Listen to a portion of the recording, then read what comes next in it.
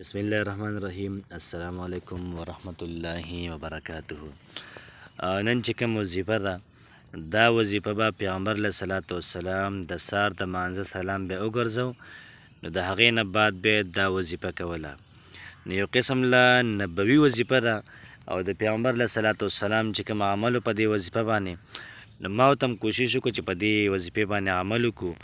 هلته به پیغمبر علیه صلات وسلام عمل کړی دی، دلته به موږ هم عمل کوو. چې کومه پیدا یې هغوی ته ورکړې وه انشاءالله هغه پیدا به موږ ته هم راکوي.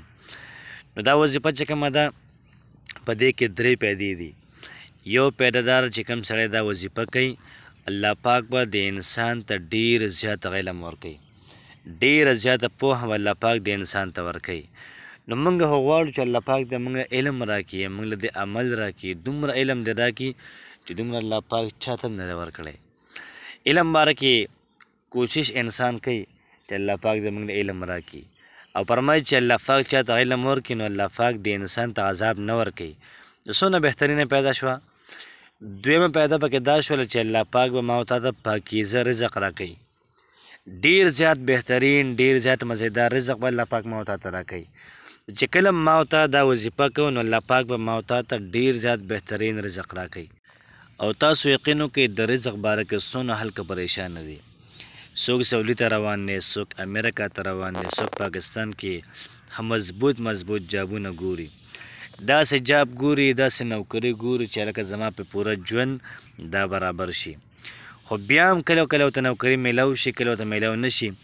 او بعض وخت کې نوکري میلاو شي خو بیا هغه شانتې نه وي څنګه چې دی غواړي. نو که دا وظیفه ما او تا کوو نو ما او تا ته به بهترین رزق میلاویږي، بهترین نوکري هم ما او تا ته میلاویږي.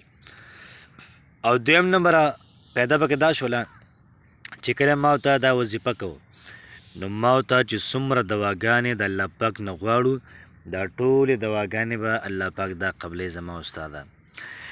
نو سهار مې یو سړی دوا کوي، ماښام هم دوا کوي، مازدیګر هم دوا کوي، ماسخوتن هم کوي، ماسپښین هم کوي، خو زما او ستا یو دوا هم نه قبلېږي. ولې نه قبلېږي؟ ځکه چې ما او تا کومه دوا کوو دغه دوا موږ په غفلت سره کوو. زما او ستا مونځ دا اتومیټک دی، زما او ستا دواګانې دا اتومیټک دي. موږ لاسونه بره کړو که دوا غواړو که نه غواړو اتومیټک دوا غوښتلی کېږي او ما او تا ته خبر نه یو چې موږ کومه دوا غوښتلې ده. نو فرمایي چې کومه دوا داسې وي چې هغه په غفلت سره وغوښتلی شي نو دغه دوا الله پاک دا نه قبلوي.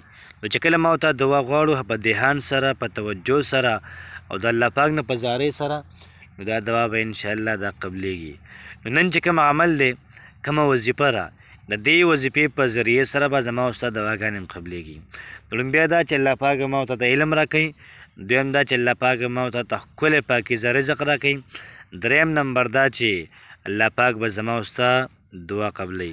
نو راځو زه د وظیفې لپاره چې کله ما او تا سهار لمونځ وکړو او د سهار د مانځه نه بعد دا وظیفه وکړو اللهم انی اسألک علما نافعا ورزقا طیبا وعملا متقبلا. اللهم انی اسألک علما نافعا ورزقا طیبا وعملا متقبلا. چې کله دا وظیفه موږ سهار د مانځه نه پس وکړو یا یې 3 پیرې وکړو یا یې 4 پیرې یا 5 پیرې. پښتو کې یو متل دی که نه څونه پکې چیني اچوې نو دونه خوږېږي. نو څونه ما او تا دا وظایف ډېر کوو نو انشاءالله الله پاک به ما او تا ته جزای خیر، الله پاک به ما او تا ته پیدې دا ډېرې زیاتې راکوي.